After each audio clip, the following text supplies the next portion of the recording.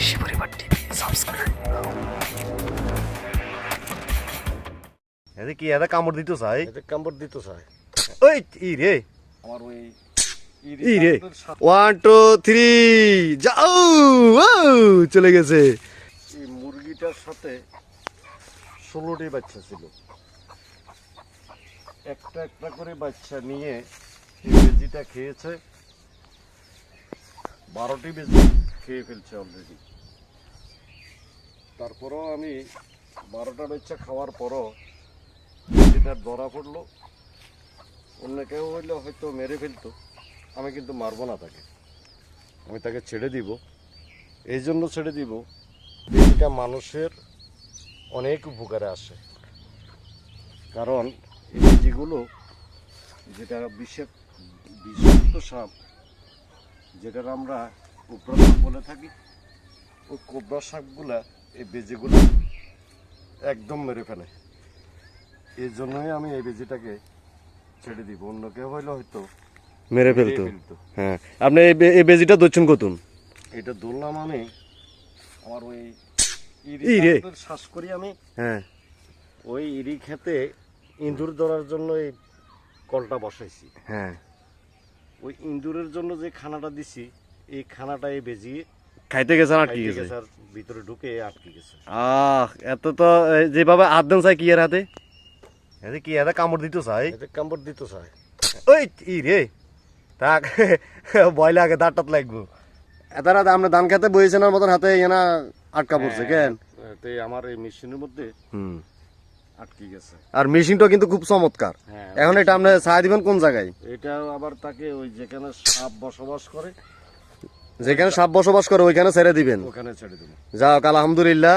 তো সম্মানিত ভিউয়ার্স, আপনারাও যদি এরকম যদি বেজি টেজি আপনাদের এলাকায় যদি গ্রাম অঞ্চলে যদি থাকে, তাহলে আপনারা এগুলো মারবেন না, এগুলো আপনারা ছেড়ে দিবেন। এগুলা বিষাক্ত যে সাপ আছে ওগুলাকে ধ্বংস করে এগুলাই, ঠিক আছে? এই যে ওনার এই মুরগির সাথে 16টি বাচ্চা আছিল, তো এখন আর আছে মাত্র 4টা বাচ্চা আছে, এটা মুরব্বী বলছিল।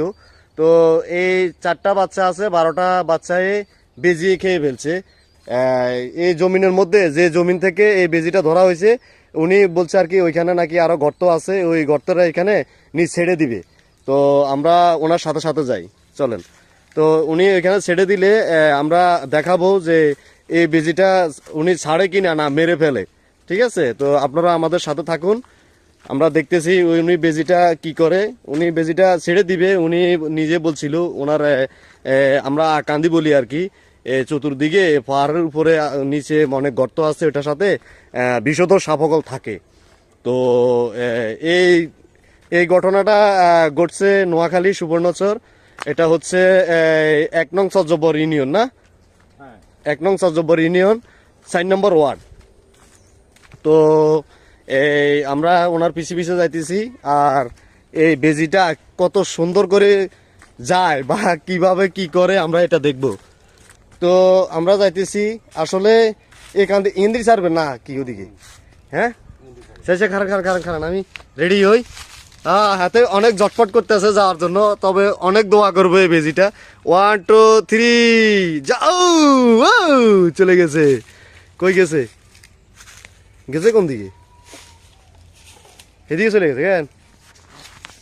এক দৌড়ার উপর থাকবো হে। আর ওই যে ওই যে ওই যে ওই যে অনেক দূরে চলে গেছে, অনেক দূরে চলে গেছে। আপনি কি এটা এখন আবার লাগাইবেন? এটা এটা লাগা কেমনে? মেশিনগুলা লাগা কেমনে একটা দেখান চাই। হ্যাঁ, এটারে চাপ দিয়ে এইভাবে। তো আপনি এই যে যে খাদ্যগুলো আছে এগুলো লাগান কোন জায়গায় লাগান? আর লাগাইছেন বা কি মানে কি লাগাইছেন আর বেজি ঢুকছে? এই যে এটার ভিতরে, হ্যাঁ, এটার ভিতরে একটা কাঠি আছে। ভিতরে কাঠি, সে কাঠিটা দেখা যায় কিনা? ওই যে কাঠিটা আছে, ওই কাঠির সাথে আটকাই দেন নাকি? হ্যাঁ, ওই কাঠির সাথে শামুক দিয়ে আটকে দিই, শুটকি দিয়ে আটকে দিই। শুটকি আর হলো শামুক। হ্যাঁ, আর যখন এটা ও খাইতে লাগে টোকা দেয়। হুম, এইভাবে এই রে আরেকবার দেখান চাই, আমার তো ভিডিও এদিকে গেল না, আমি ভয়ে তো পাইলাম, এত শব্দ করে। এখানে দিয়া দেওয়ার পরে এটার ভিতরে যখন ওইটারে লাড়া দিলে লাড়া দিলে তখন হ্যাঁ। এটা এইভাবে এই রে একবার বুলেটের মতন চোখের পলকে। আর এটা অনেক মজুত মনে হয় না? হ্যাঁ, ওরা অনেক হেভি আছে, অনেক হেভি আছে। তো আর এ দান হলো এটা নাকি? হ্যাঁ, দান এটা মাশাআল্লাহ, দানও অনেক সুন্দর আছে। তো ঠিক আছে সম্মানিত ভিউয়ার্স, সকলেই ভালো থাকবেন, সুস্থ থাকবেন। আল্লাহ হাফেজ। আসসালামু আলাইকুম রহমতুল্লাহি ওয়া বারাকাতুহু।